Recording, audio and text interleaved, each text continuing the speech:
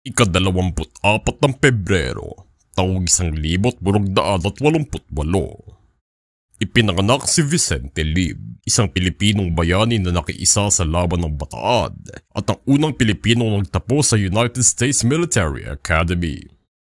Naging simbolo si Lim ng paglaban sa diskriminasyon nang siya'y mag-aral sa ibang bansa, kung saan ipinamana siya dito ang kanyang galing sa maraming aspeto na kinamahaan naman ng kanyang mga kapwa sundalo. Nanilbi naman siya noong panahon ng ikalawang digmaang pandaigdig bilang Brigada de General sa ilalim ni General Douglas MacArthur na inatasan upang ipagtanggol ang katibugang Luzon mula sa mga mananakop.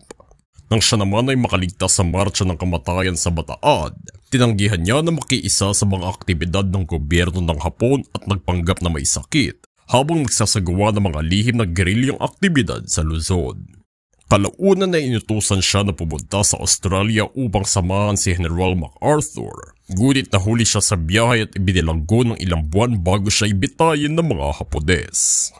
Pinarangalan siya ng Estados Unidos sa pamamagitan ng pagkawad ng Legion of Merit at Purple Heart, isa sa mga pinakamataas na uri ng karangalan na pwedeng igawad sa kanilang mga sundalo. At sa dako naman ng mga Pilipino, ipinangalan ng Camp Vicente Lim sa Laguna para sa kanya, kabilang na din ang paglalagay ng kanyang muka sa pera ng 1,000 piso, kasama ni na Jose Abad Santos at Jose Falianes Escoda bago ito mapalitan ng Haribon.